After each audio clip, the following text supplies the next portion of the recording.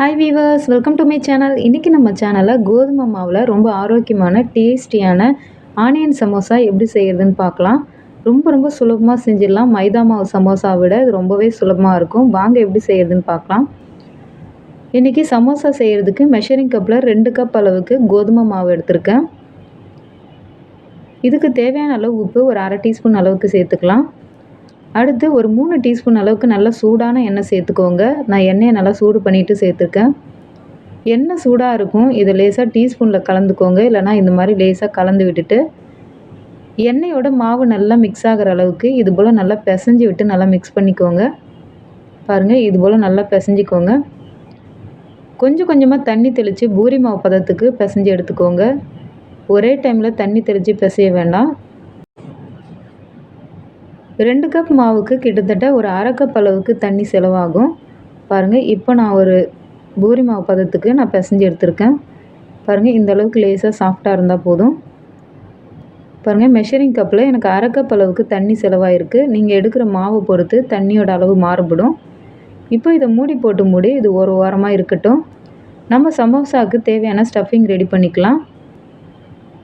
Stove on பண்ணி ஒரு கடாய் எடுத்திருக்கேன். கடாயில் 3 டீஸ்பூன் எண்ணெய் சேர்த்துக்கோங்க. ஒரு அரை டீஸ்பூன் சீரகம் சேர்த்துக்கோங்க. சீரகம் நல்லா பொரிஞ்சு வந்த பிறகு ஒரு 4 மீடியம் சைஸ் வெங்காயத்தை நீல வாக்கில் கட் பண்ணி சேர்த்துக்கோங்க. சேர்த்துட்டு தேவையான அளவு உப்பு சேர்த்துக்கோங்க. வெங்காயம் ஒரு கண்ணாடி பதத்துக்கு வதங்கினா போதும், ரொம்ப நேரம் வதக்கி விட வேண்டாம். இதோட ஒரு அரை டீஸ்பூன் அளவுக்கு இஞ்சி பூண்டு விழுது சேர்த்துக்கலாம். சேர்த்துட்டு லேசாக கலந்துக்கோங்க. இஞ்சி பூண்டோட பச்சை வாசனை போகட்டும். அடுத்து இதோட காரத்துக்காக ஒரு டீஸ்பூன் சில்லி பவுடர் சேர்த்துக்கலாம். நான் காஷ்மீரி சில்லி பவுடர் சேர்த்துருக்கேன். இது காரம் இருக்காது, சின்ன குழந்தைங்க கூட விரும்பி சாப்பிடுவாங்க. காரம் தேவைப்பட்டுச்சுன்னா ஒரு டீஸ்பூன் நார்மல் சில்லி பவுடர் சேர்த்துக்கோங்க. ஒரு 1/4 டீஸ்பூன் கரம் மசாலா சேர்த்துக்கோங்க. ஒரு மீடியம் சைஸ் கேரட்டை லேசாக துருவிட்டு சேர்த்துக்கோங்க. கொஞ்சமாக கருவேப்பிலை கொத்தமல்லியை பொடியாக நறுக்கி சேர்த்துக்கோங்க. ஸ்டவ்வை கொஞ்சம் லோ ஃப்ளேமில் வச்சுட்டு ஒரு 2 நிமிஷத்துக்கு மட்டும் நல்லா கலந்துக்கோங்க. லேசாக மசாலாவோட பச்சை வாசனை போனால் போதும். வெங்காயம் ரொம்ப சுருங்க வேண்டாம். பாருங்கள், வெங்காயம் இந்த பக்குவத்துக்கு இருந்தால் போதும். இப்போது ஸ்டவ் ஆஃப் பண்ணிவிட்டு இதை ஒரு ஓரமாக எடுத்து வச்சுக்கலாம். அடுத்து நம்ம ரெடி பண்ணி வச்சுருக்க மாவை எடுத்துக்கோங்க. இதை லேசாக ஒரு முறை பிசைஞ்சிக்கோங்க. இது போல் உருட்டிட்டு ஒரு 4 பகுதியாக பிரித்து எடுத்துக்கோங்க. 4 பகுதியாக இல்லை 5 பகுதியாக கூட பிரித்து எடுத்துக்கோங்க. பாருங்கள், இது போல் நம்ம நைஃபால் கட் பண்ணால் 4 பகுதியாக பிரித்து எடுத்துடலாம். இப்போ இதுலேருந்து ஒரு பகுதியை எடுத்து இதை நல்லா மெல்லிசாக உருட்டி எடுத்துக்கலாம். சப்பாத்தி மாவு எப்படி உருட்டுவீங்களோ அதை விட நல்லா மெல்லிசாக உருட்டிக்கோங்க. இது போல் மாவு சேர்த்துட்டு கோதுமை மாவு சேர்த்துட்டு இது போல் நல்லா பிரட்டி எடுத்துக்கோங்க. இதை உருட்டுறதுக்கு ரொம்ப சுலபமாக இருக்கும். ரொம்ப அதிகமாகவும் மாவு சேர்த்து உருட்டக்கூடாது. ஏன்னா சமோசா ரெடி பண்ணும்போது உடஞ்சி வர வாய்ப்பு இருக்குது. ரொம்ப அதிகமாக மாவு சேர்த்து உருட்டக்கூடாது. பாருங்கள், எந்த அளவுக்கு மெல்லிசாக உருட்ட முடியுமோ அந்தளவுக்கு மெல்லிசாக தேய்ச்சி எடுத்துக்கோங்க. நான் கிச்சன் கவுண்டர் டாப்பில் தான் இதை நான் நல்லா தேய்ச்சி எடுக்கிறேன். பாருங்கள், ஒரு கையில் எடுத்து பார்த்திங்கன்னா ஒரு துணி எடுக்கிற போல் இருக்கணும். அந்தளவுக்கு நல்லா மெல்லிசாக உருட்டி எடுத்துக்கோங்க பொறுமையாக. பாருங்கள், கையில் எடுத்திங்கன்னா எந்த அளவுக்கு நம்ம விரல் நல்லா பதிகிற அளவுக்கு இருக்குது பாருங்கள்.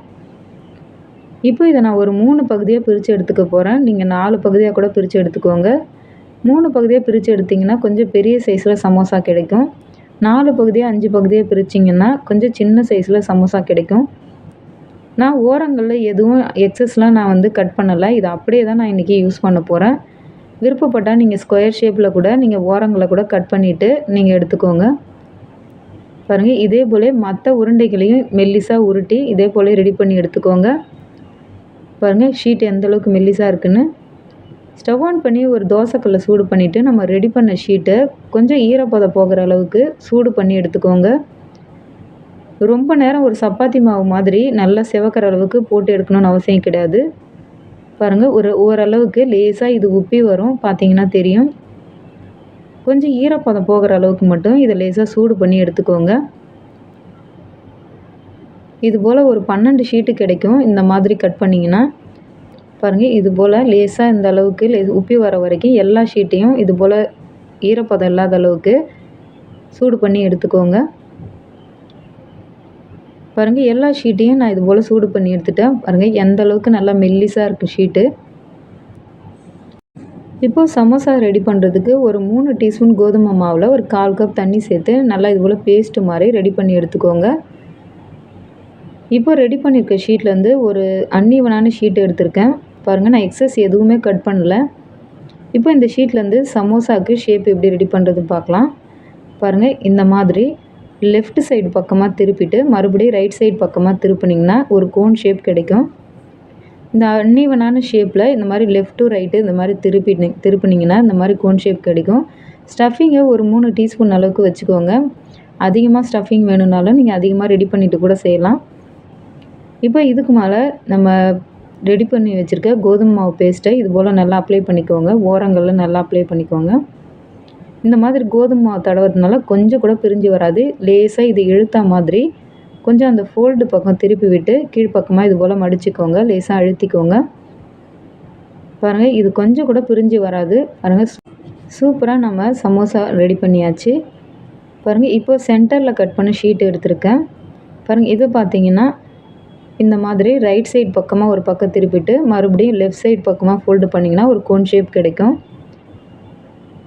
இதை கொஞ்சமாக இந்த உள்பக்கமாக லேசாக இழுத்துக்கோங்க. இழுத்து விட்டுட்டு ஸ்டஃபிங் இதில் ஒரு 3 டீஸ்பூன் போல் இதில் வச்சுட்டு மேல் பக்கமாக மறுபடியும் கோதுமை மாவை அப்ளை பண்ணிக்கோங்க. ஒரு முறை செஞ்சிங்கன்னா ரொம்ப ரொம்ப சுலபமாக இருக்கும். நீங்கள் செஞ்சு பார்க்க நீங்களே இன்ட்ரெஸ்டிங்காக செய்ய ஆரம்பிச்சிடுவீங்க. பாருங்கள், இது போல் லேசாக ஓரங்களில் நல்லா அப்ளை பண்ணிக்கோங்க. அப்ளை பண்ணிவிட்டு எந்த பக்கம் ஃபோல்டு பக்கம் இருக்கோ அந்த பக்கமாக மடித்து விடுங்க. லேசாக இழுத்த மாதிரி மடித்து விடுங்க. அப்போ தான் ஷேப் நல்லா கிடைக்கும். பாருங்கள், மறுபடியும் ஆப்போசிட் பக்கமாக மடிச்சுக்கோங்க. எக்ஸஸ்லாம் எதுவும் கட் பண்ணணுன்னு அவசியம் இல்லை. பாருங்கள், சூப்பராக சமோசா ரெடி பண்ணியாச்சு. இப்போ எண்ணெயை நல்லா சூடு பண்ணிக்கோங்க. நான் கொஞ்சமான எண்ணெயில் தான் நான் இன்றைக்கி செய்ய போகிறேன். அதனால் பெரிய சமோசான்றதால 1, 2 போட்டு எடுத்துக்க போகிறேன். நீங்கள் நிறைய எண்ணெய் ஊற்றி செய்கிறீங்கன்னா ஒரே டைமில் கூட போட்டு எல்லாத்தையும் எடுத்துக்கோங்க. இது வேகிறதுக்கு ரொம்ப டைம் எடுக்காது. ஜஸ்ட்டு 2 செகண்ட்லேயே இது நல்லா கலர் மாதிரி வந்துடும். நல்லா முறுமுறுன்னு ஆகிடும். ரொம்ப நேரம் விட்டிங்கன்னா ரொம்ப தீஞ்ச மாதிரி ஆகிடும். பாருங்கள், இந்த அளவுக்கு நல்லா சிவந்து வந்த உடனேவே இதை வெளியே எடுத்துருங்க. ஒரு 2 நிமிஷம் தான் ஆகும். நல்லா வெளியே முறுமுறுன்னு இருக்கும். உள்ளே சாஃப்டாக இருக்கும். நல்ல டேஸ்ட்டாக இருக்கும். மைதா மாவு சமோசா மாதிரியே. கண்டிப்பாக வீட்டில் ட்ரை பண்ணி பாருங்கள். செய்கிறது ரொம்ப ரொம்ப ஈஸி மைதா மாவு சமோசாவை விட. எங்கள் வீட்டு குழந்தைங்க ரியலாகவே என்ஜாய் பண்ணி சாப்பிட்டாங்க. வீட்டில் ட்ரை பண்ணிவிட்டு கமெண்டில் எப்படி இருக்குன்னு சொல்லுங்கள்.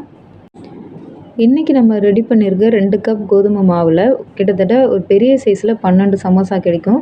சின்ன சைஸாக போட்டிங்கன்னா 12 விட 15லேருந்து 20 சமோசா கூட கிடைக்கும். நல்லா சுட சுட சாப்பிட்டு பாருங்கள். நல்லா முறுமுறுன்னு வெளியே உள்ள சாஃப்டாகவும் இருக்கும். வீடியோ யூஸ்ஃபுல்லாக இருந்தால் லைக் பண்ணுங்கள், சப்ஸ்கிரைப் பண்ணுங்கள், ஃப்ரெண்ட்ஸ்க்கு ஷேர் பண்ணுங்கள். அடுத்தடுத்த வீடியோக்குள்ளே பார்க்கலாம். Bye friends.